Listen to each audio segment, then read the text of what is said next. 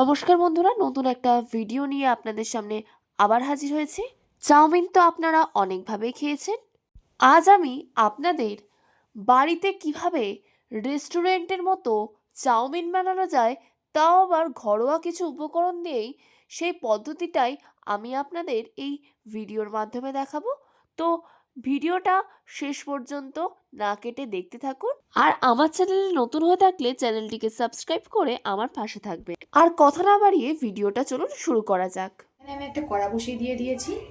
এতে দিয়ে দেব জল। চাউমিন সিদ্ধ করার জন্য আমি জল বসিয়ে দিয়েছি। জলে দিয়ে দেব লবণ। লবণটা একটু বেশি করে দিতে হবে যাতে চাউমিনের মধ্যে লবণটা ঢুকে যায়। 10 টাকার যে প্যাকেট চাউমিন হয়, 2 প্যাকেট নিয়েছি, সেটাকে দিয়ে দিলাম।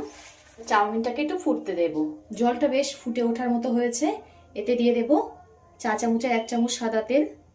এই সাদা তেল দেওয়ার ফলে চাউমিনটা একটার গায়ে আর একটা জড়াবে না, একদম ছাড়া ছাড়া হবে। ওই জন্য আমি তেলটা দিয়ে দিলাম। তেলটা দিয়ে একটু নেড়ে দিতে হবে।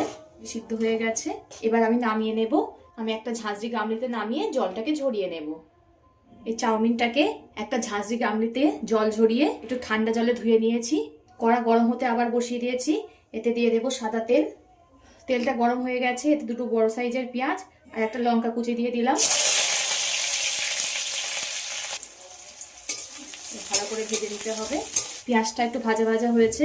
এতে দিয়ে দিতে হবে গাজর, ফুলকপি, বিম আর বাঁধাকপি।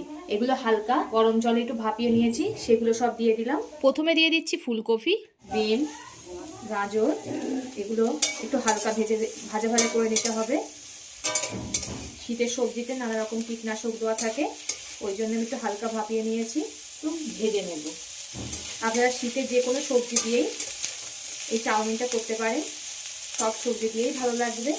এই সবজিগুলো সব হালকা ভাজা করে নিয়ে এবার দিয়ে দিতে হবে বাঁধাকপি। এটাকেও একটু হালকা ভাপিয়ে নিয়েছিলাম।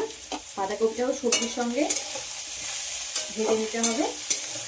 এবার এতে দিয়ে দেবো মটরশুঁটি, পরিমাণ মতো লবণ। আমি চাউমিনে একটু লবণ দিয়েছিলাম বেশি, তাই এখানে অল্প করে দিলাম।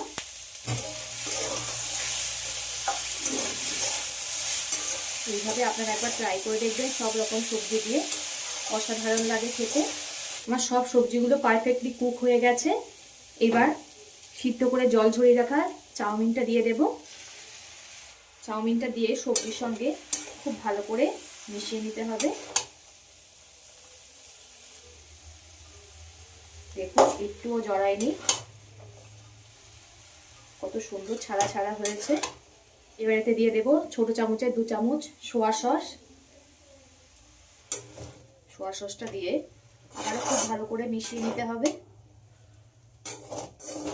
আপনারা চাইলে এই সোয়া সসটা স্কিপ করতে পারেন, কিন্তু এটা দিলে খেতে আরো বেশি ভালো লাগে। এবার দিয়ে দেব চিলি সস। এই সসগুলো সবই অপশনাল, আপনারা চাইলে দিতেও পারেন, নাও দিতে পারেন। আমার হয়ে গেছে, দেখুন একটুও জড়ায়নি। আমার হয়ে গেছে, আমি নামিয়ে নিয়েছি। দেখুন কত সুন্দর হয়েছে, একদম পুরো রেস্টুরেন্টের মতো। খুবই সুন্দর হয়েছে, খেতেও দারুণ হবে। ভিডিওটা ভালো লাগলে লাইক ও শেয়ার করে দেবেন, কমেন্ট করে জানাবেন আপনাদের মতামত। ভিডিওর লাস্ট পর্যন্ত আমার সঙ্গে থাকার জন্য ধন্যবাদ।